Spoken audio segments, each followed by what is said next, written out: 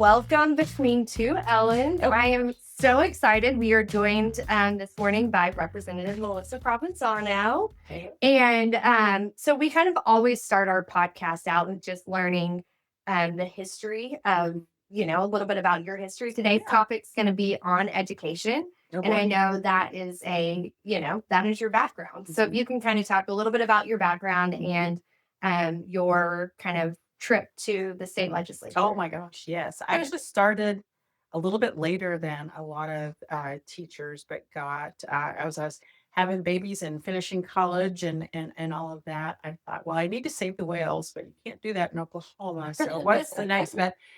And so I decided to get my education degree, and I've loved it ever since. And taught for a number of years in Tulsa, and I taught biology to uh, ninth grade kids. And so that definitely, you always don't want that class right after like PE. And for a lot of reasons. But really wanted to keep growing. So I decided to get my master's degree and became a principal.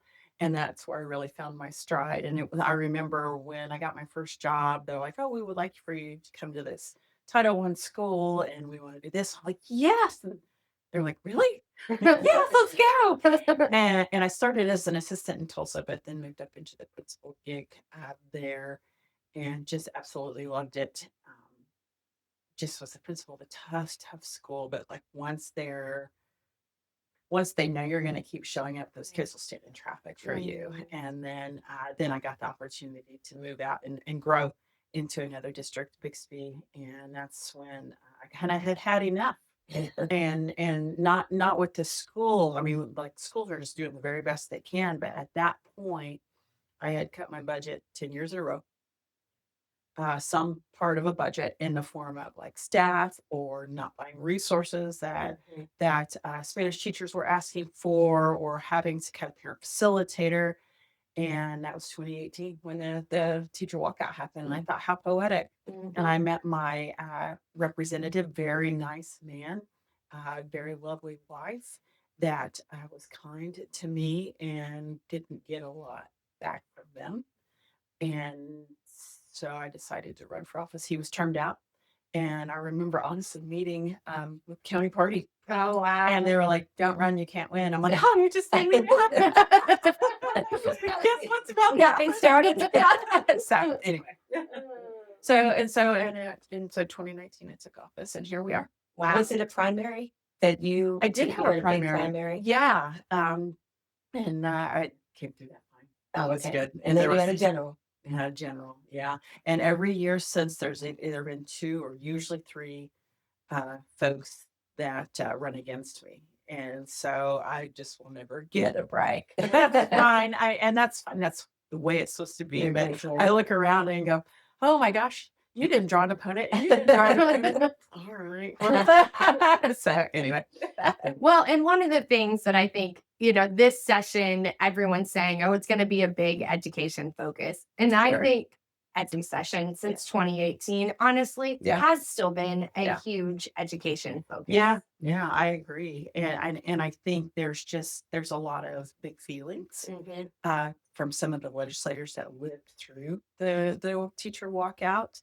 And we're still kind of living with that feeling. But it's time for us to do better. We know better, we do better. And there's so many ways. It's not hard. I mean, like I always say, we have everything we need. Suzanne Schreiber says, we have everything we need right here in Oklahoma. And it's true. We do, to be successful. I know that our colleagues, we talk about money quite a bit. We have one constitutional job, and it's to balance the budget every year, and education takes up quite a bit of money. You sat on a panel not too long ago for Leadership Oklahoma, and we talked about education on that. And I know that you didn't get to answer some of those questions, but one is that we always hear our colleagues, that the majority say, well, historically, we've given more money in the past, that we've ever given ever before. And my thing is, well, what did we do for 20 years, 20 years, what did that look like with the money before that historical gift? Right. Can you just describe a little bit? It's not always about money, but in this case, it may be about that. Yeah, I think there's a lot. I mean, I think all the states around us started sort of moving and shaking and realizing they had a teacher problem, and by teacher problem I mean exodus problem, and so they started increasing their salaries, and we didn't, and we didn't, and we didn't, and then we didn't fund, and then we found ourselves in a situation where I'm very concerned that we're going to be barreling towards again, where we had taken quite a bit of federal one-time money and we offset and didn't necessarily invest in one-time things, and it drove us off a cliff. And so education being the largest budget element also suffered, and so we've been playing catch up ever since then. I think you dropped That's something. Right there. Sorry, I didn't mean to draw attention to it. But and so we've been playing catch up ever since. So, if in a year you hear it's historic, that's $1 more than the year before. Yeah.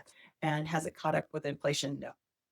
Yeah. And honestly, anytime we do a teacher raise, we're thankful for that. But every state around us goes, "Oh, okay," and bumps their pay. And I think it's a fascinating dance. And we have an opportunity every single year to really become the best. We were 17th in the nation. So those teachers are still in the classroom, or they had enough and left and they're in other professions, but that talent exists here still. And I just think that we are so very capable. And to kind of lead into, this year and all the big initiatives this year, that's fine. All of that's good. Most of it I've heard before, and that's okay.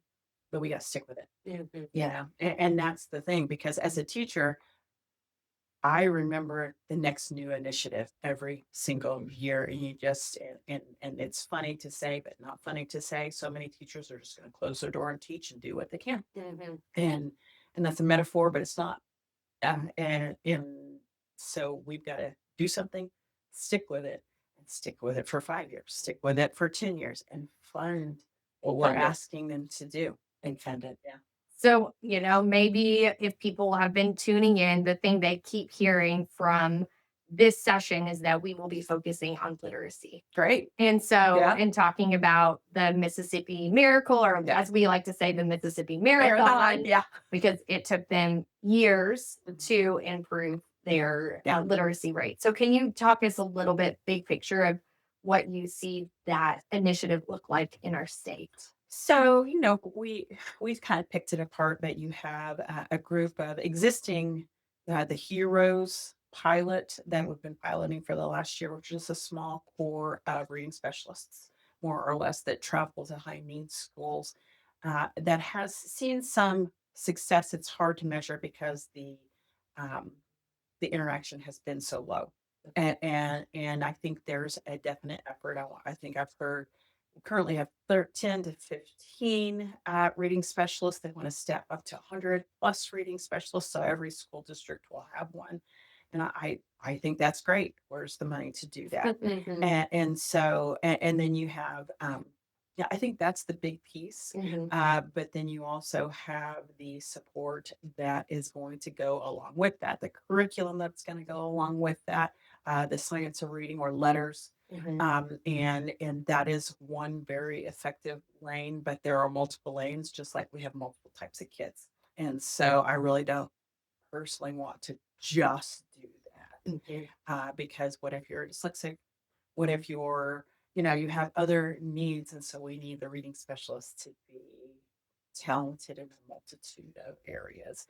And then there's the third grade reading retention piece, which really concerns me. And I hope that we effort to do what Mississippi did in this lane and allow parents to have a voice in that, allow schools to have a voice in that, as to A little bit about that. I don't Sure. know if people don't know what that is, because you, education, or Correct. oh yeah, great. It's like, yeah. Yeah.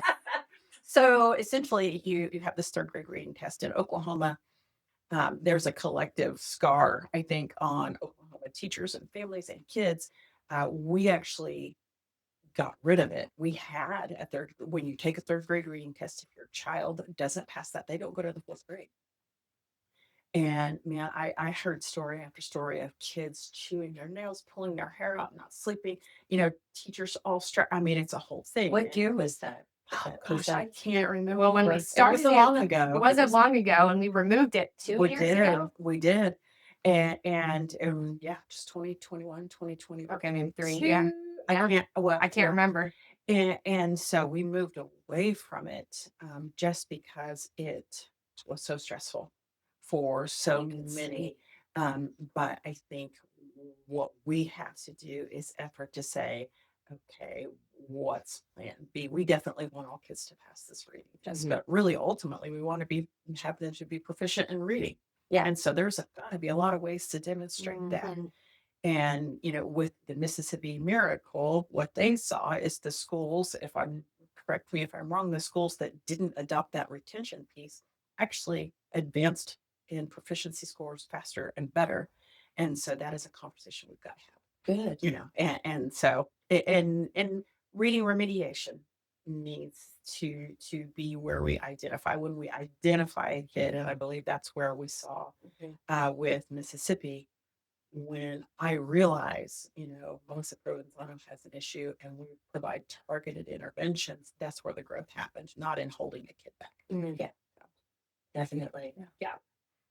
So Ellen knows all this. I know. She's like, Yeah. I mean, one of the things that we talk a lot about, and it's an issue that I have really focused on, is, a piece of this is training educators. Yes. And, we know that part of our problem is that our turnover rate in our schools is so high. Yes. And so we've talked a lot about pathways to education and how to support educators that come into the classroom. And so I don't know if you have any feelings on how to support teachers in that regard. I think the first thing is you have an effective administrator in that building, because I don't know about you, but I left jobs because of bosses, bad bosses, and pretty much any exit survey will tell you that number one reason somebody leaves is because because they don't like their boss or don't feel like they're getting the support that they need. And so, that's when I was a principal. That's why I was like, what is it that you need? Okay, I'm taking quick notes. I'm going to go get that for you.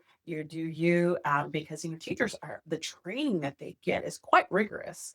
Having gone through it, it's hefty. And so you're ready on day one through the university teacher training model. You're ready to go. Problem is, we have a whole lot of emergency certified teachers that never got that. And we have failed with this historic funding to really shore up that teacher prep program piece.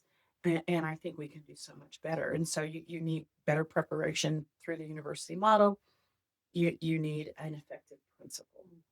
And you need an effective principal that stays, because now I want to say the average length of stay for a teacher at any one site is 2 years.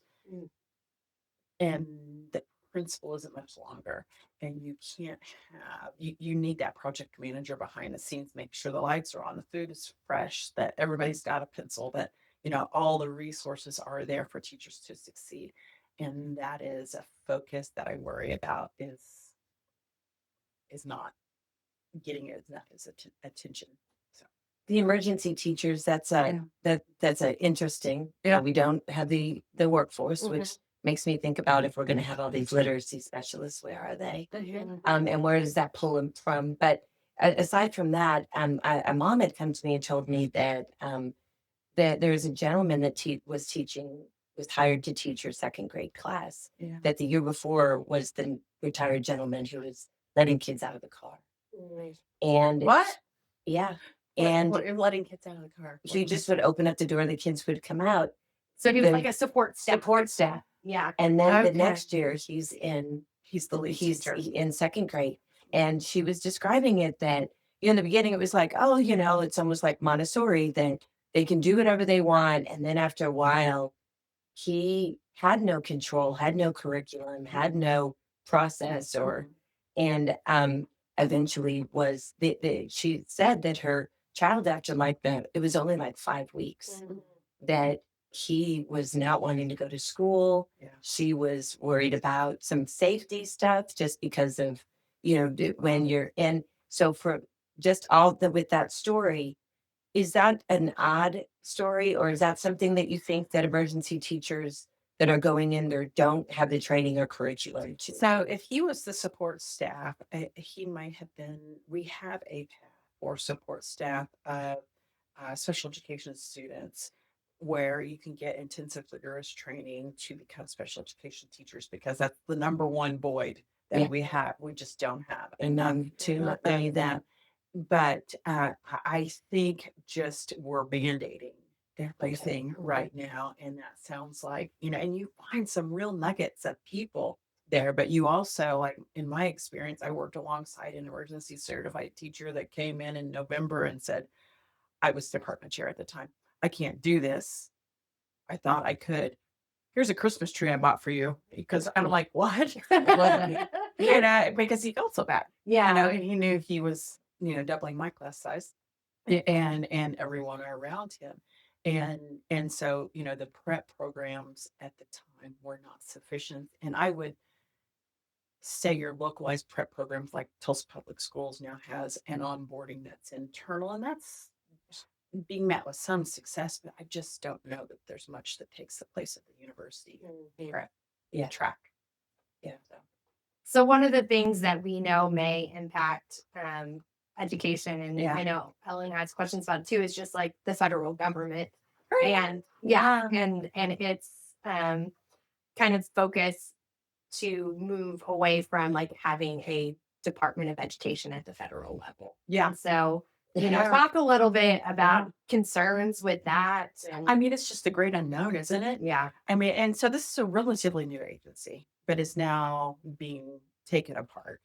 And I think we needed to house all of these things in one spot. And as a principal, my primary interaction with them was through Title I funding because that's where we got most of our support for reading and math specialists and any additional things like parent facilitators. I was able to pay for with funds that came from the federal government because while in the state of Oklahoma, funds are very, very tight, the federal government had a little bit more access for us. I mean, I would at any one time I had $500,000 that I could talked it again. That I could access. And so I just kept a list of teacher requests on my desk. And when I had money show up, I'll be like, okay, I need a parent facilitator. I've got these things that were ready to go. And so you could just go like that, or materials that aren't necessarily something to be provided by the district. You can move on that. That's what I'm concerned is piece one that's going to be drying up is this title funding because there's so many pieces of law that are tied to that. Who's manning that ship or womaning that ship? And it is unclear. Department of Labor has some, Department of Ag has some, Department of this or that has some, and it's a deep worry if we're moving to block grants, and very little has been said about block grants. And so we don't even know what that's going to look like still. And here in Oklahoma, we've had enough chaos over the last 3 years that our school districts, I fear more chaos is coming. And so as Oklahomans, what we've got to do is go, what are those critical pieces that we need to protect at the state level with legislation, like special education? How do we build that to at least get on the path to being sustainable and self-reliant? Because we're going to have to. What's been done cannot be undone quickly. There's this part of like coming into the legislature a couple of years ago and feeling that we're just on the edge with disability to start really moving towards a transition piece for employment from school, and how do we start, the conversation is all right. And then moving from what I hear, special ed will be moved to health and human services. Oh my. That was something that was said out there. My son is not his diagnosis. That was not in a doctor's office. Education is something that is supported by everyone. She needs a job from people who aren't in special ed, but have an understanding of special ed. So having a building with all these different people that Title I or special ed or, what IEPs are, where you go to get help or Yeah. some mediation.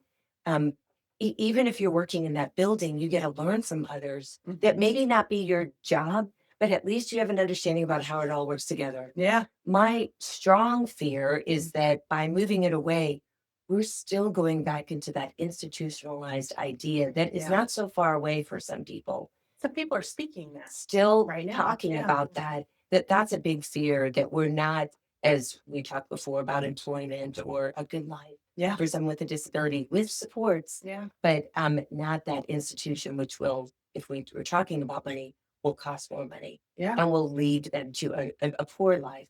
An institution, look at history of disability in Oklahoma, you will find that those lives and family lives that have a child with a disability are not good. And so that, I know that all just went quickly, but it's easy to tip to do that. It's so hard to unwind, which is why I thought that we were at this really good place. And so quickly, it's just seems to be going away. Help me look at legislation and what we've talked about this before, about maybe something that we didn't feel that we would have had to have done, since we're always looking for moving forward. What's some of those really basic things that we should do and codify in the state here about education? I mean, honestly, every special education family that I have ever met that doesn't feel like they're being served, um, it's pretty, or has been pretty easy to find an advocate, or I direct them to the Oklahoma Office of Civil Rights, which is a subsidiary of the United States Office of Civil Rights. And I'm concerned that that's all just going to poof.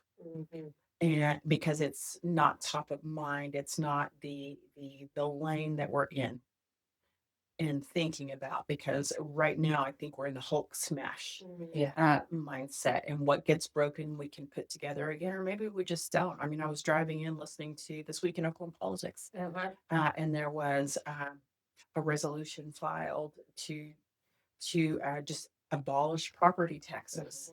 And guess what counties used to pay for schools? And it's just, and it's the folks that have filed this legislation, that are legislators, are of the mindset that if we just break it and see what happens. And I'm like, but you can't do that in education. These are kids. Yes. And this is not a business. I'm sorry, I'm getting fired up. Yeah. No, fire, but it's It's just like, should this be. is not a business. And I'm sick to death of hearing, let's run this, run the state like a business. It's not. Let's run schools like a business. It's not, because you don't measure your profit in dollars. You measure it in student success.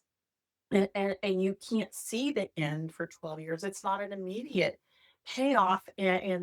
And the result is different. We have to be the rising tide that lifts all ships, because if we don't lift that ship over there, then we're going to be helping them with services at some point. And if those services aren't available, they're going to end up in the prison, and you're going to pay one way or the other.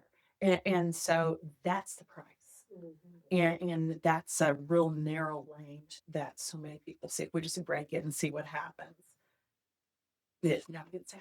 No, but it gets up to us, and there are things that we can do to make sure that free, appropriate public education for all stays, and that IEPs, individualized education programs, can be a part of someone. So whether you have a disability, that a physical disability, and intellectual disability, or dyslexia, that support is there for you, for your program. Right. I grew up with phonics. I don't know why it's coming back again, or it is a good thing, but it's a good way to learn, I guess. It's a piece. Yeah, It's a piece. It's a piece of it.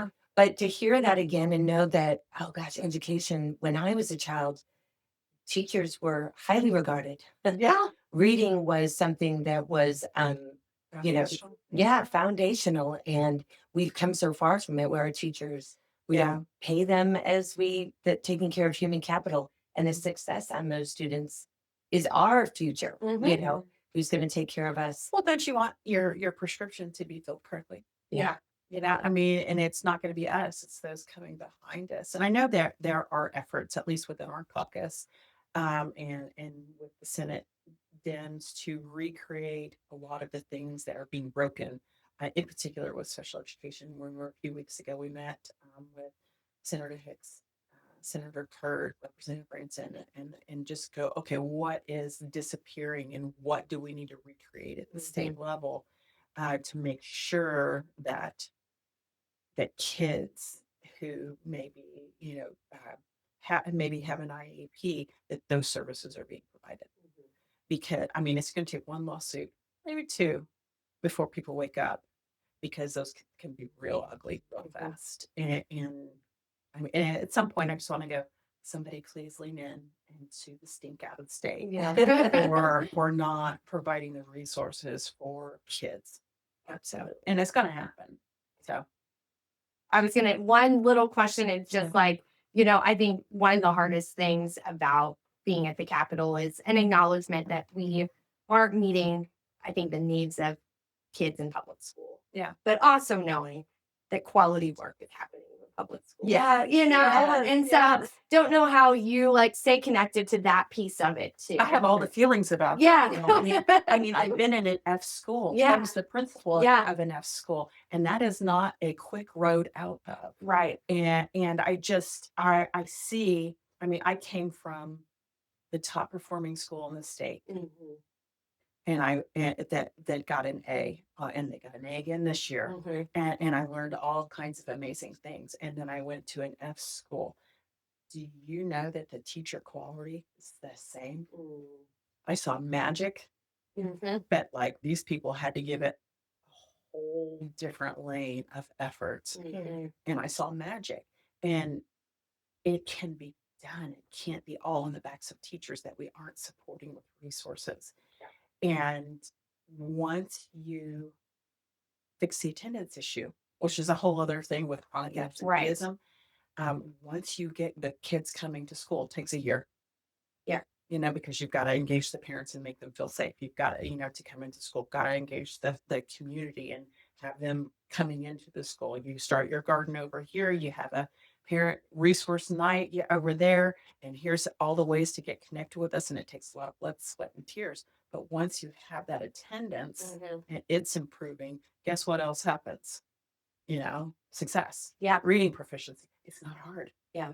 And so, and it just, what one thing happens and then the next thing, and then you layer and layer. One of the first things I did as a principal was I brought in not DHS, Dayspring, and Family and Children's Services, gave them an entire room in my building and said, listen, we've got and I know that you just do senior care, or I know that this, but if there's a kid that needs it, I need you to take them, even if they're not on the list. So you tell me what the billable is, I'll go find the money. And because we're going to see every kid. And they're like, game on.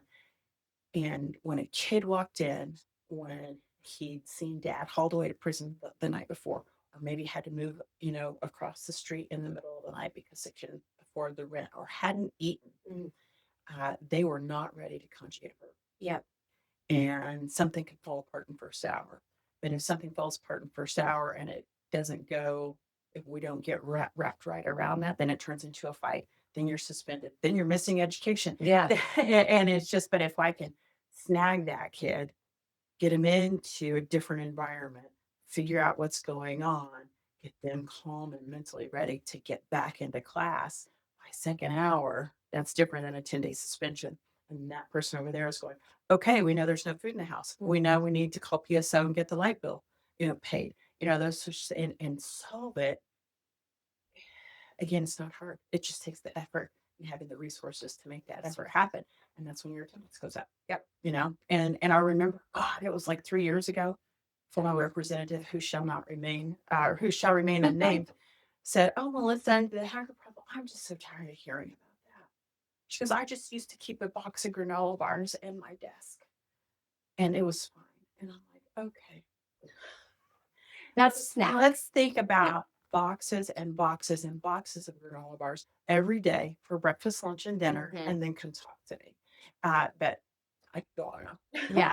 Well, I am very happy. I mean, you as well. This education knowledge that we have in the house just makes it more rich. Yeah. That hopefully when the other 100 listen to you. Yeah. Um, Yeah. or, work together on learning and the differences. Maybe we can actually move this. Yeah. I welcome the state chamber's plan Ah. with it. I think that there are some things that I, of course, would like to hear a little bit more about special ed and more of if we're looking for, dyslexia, we may find other delays too and how we help that as well. Yeah. But I think that if we look at all kids, And I think, the conversation that we've had with the state chamber and with people running the bill and everything is, are you investing beyond this year? Are you investing beyond 2 and 3 years from now? If we can have an 8-year plan for concrete, yeah, nice to have any 8-year plan. Absolutely. and, we could do that. There's no reason why we can't. Yeah. And they keep calling it the Mississippi Miracle, but we have to remind people since Yeah. and we I think in all parts of government, Yeah. we know a level of commitment beyond 2 years is hard. Oh, yeah. But we also know that time would pay off if we actually committed. And you can do it for roads and bridges. Yes. That's right. Yes. We can do it for kids. You do it for Yes. I'm going to say that over and over. Yes, I Yeah. love that. That's awesome. And I know that there's an effort to do that. And so I'm excited. I'm like, yes, sign me up, whatever. But I need them to commit to the long term. I know another piece of it is the professional development piece. And there's that law that I wrote that I'm not backing off of, capping how much teachers have to get trained because we throw so much at teachers. Now you're going to have, suicide prevention training. Yeah. Important. I can't vote against that. Now you're going to have this kind of training, this kind of training, this kind of training. And it's just it's like we're social emotional learning until we're like, oh, SEL is a bad, scary name. But guess what? We're also going to add this training again so you can better understand kid. And we do need, to their point, we need training that focuses on academics, and then we need supports Yes. that do the rest. And there is nothing that wrong with understanding the supports, but I guarantee you this year somebody will have. Well, I have a constituent in my district who didn't get their basket woven correctly, so now we've got basket weaving professional development for an hour. Yeah. And none of us are going to feel like we want to vote against it, Right. because it's a bad look, right? We all want to be reelected, but now I think I've woken up and gone, yep, I'm going to vote against it every single time. Yeah. And so we need to compress what we expect teachers to do that isn't directly impacting. like CLEs, like other professionals have to take, that you don't, you have to do a refresher. It's not like a training that you have to go to. Yeah. But if you take the first training, then it would just be a refresher to CLE that you check them out. Yeah. And a big, huge help would be tackling the federal requirements. Yeah. I mean, I don't think there's a teacher alive that I still know all the answers to bloodborne pathogens, and I could probably recite them in Every every year? different. Yeah, and you have to do it every year. Does it change any? Nope. That's what I always think. No. If you've already done that, maybe if there is a change, then you put it back in. Yeah. And we did that at the state level. Yeah. Where we're like, we have a bunch that used to be every single year. Well, now it's just when you come on board, and once every 5 years, and so hopefully that's helped some, but we still just keep adding. Yeah. And if we're going to do this initiative, to the chamber's point, we need to trim the fats in other places. Absolutely. So I wonder how many hours that they have to do with all the stuff that we've legislated to. So many. So many. it I absolutely. wonder what it looks like. Yeah. Themselves on the Constitution. Yeah. Yes. Yes. I knew the number at one point, but then we just kept adding. Yeah. And that's why we put the cap on. Mm. Yeah, of how many, and I've heard from more than one district. So it's districts, never teachers complaining. That Right. Well, and when your leadership changes, then they have a new priority, and that's Yes. part of the problem too. Exactly. Anyone who says, I've got an idea, okay. Are you willing to do that? Yeah. Every time. Yeah. So we end our podcast always with a question. Oh my gosh, you told me to think about this. So Yes. so it can be. It's usually fun. Okay. Yeah. Okay. Yeah. Just like get to know the Ellens. Fun question. Get to know the Ellens. Yeah. Oh gosh. Okay, I'll come up with something like so fast. You talk amongst yourselves. Yeah. No, I think it's pretty awesome that you both are here in Oklahoma City, and that you're both. It seems like there's so many things that happen that I'm like, oh, surprised, you're moving and shaking and you're moving and shaking in that lane over there. And I just try to absorb as much as I can. So I guess my question to you would be, what's something new that you learned this last week Oh, that I should know that I don't know? Don't talk about mental health. something new. Something new this last week. Oh my Yeah, god. You're like Count. Melissa Provenzano should know. Oh my gosh. In Oklahoma State. You went to an eviction class. Oh, I Yeah. went, I mean, I was thinking, well, I did the Hunt Institute. Yes. I was trying to think of anything that came out of that. But yeah, last week I did went with Representative Pay and Representative Geis, and Yeah. then went to an eviction court Yeah. and watched that process. It was 260 people that were on the docket. Did you do them all? You have to go through every single name. And so that is it was 160, sorry, not 260, 160, but still every single person has to have an ability to say that they're in attendance, negotiate with the evictor. Yeah. And then the thing I learned, which I did not know, is that if you were being evicted and you were told to go to the attorney who was there, and you asked for, I'd like to negotiate with this person and like payments and all that kind of stuff.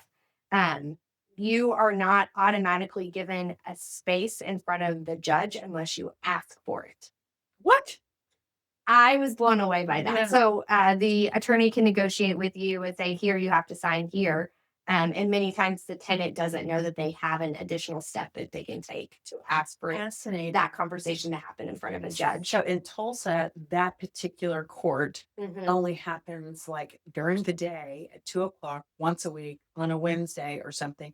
And then most people that are being evicted or up for eviction don't come with their own attorneys. Oh, And so you absolutely. see Same. you see the attorney for the landlord going, well, I'm happy to help you. Yes. We'll negotiate in the hall. And it's just super sus. Yep, and that's exactly what happens in Oklahoma City. If you Yeah. don't show up, you lose. Yeah. You show up, most people don't have an attorney. Yeah. So, yeah, Couldn't pay the rent. right. So, yeah, so there's a lot of, I hope, bills that come out of that, Good. experience. And that's one of the things I try to do as much as possible is just like be out there to learn. Well, the Landlord Tenant Act. Yeah.